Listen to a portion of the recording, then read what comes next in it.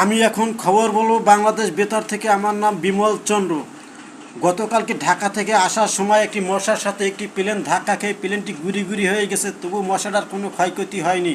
মশাটা শুধুমাত্র একটি ঠ্যাং ভেঙে গেল। মশাটাকে ঢাকা পিজি হাসপাতালে ভর্তি করানো হয়েছে। মশাটা সুস্থ হওয়ার পর তাকে জুতার মালা গলায় দিয়ে ঢাকা শহরে ঘুরানো হয়েছে।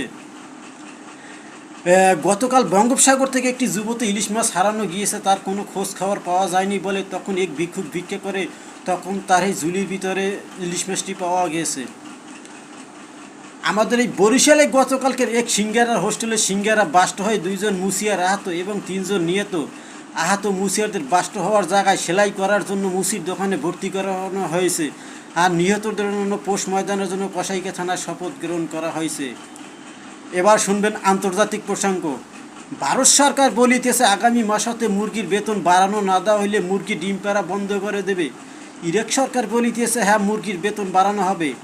বাংলাদেশ সরকার বলে ডিমের সাইজ হবে কালো ও নীল। এবার শুনবেন খেলাধুলার সংবাদ। বল পেল মেসি, মেসি ব্যাকপাস, বল পেল আব্বাস, আব্বাস মারল গুতা, ছিঁড়ে গেল তার প্যান্টের সুতা। বল পেল মেসি, রেফারির বাঁশি পেল ম্যারাডোনা, দিল গোল, রশকের গোল।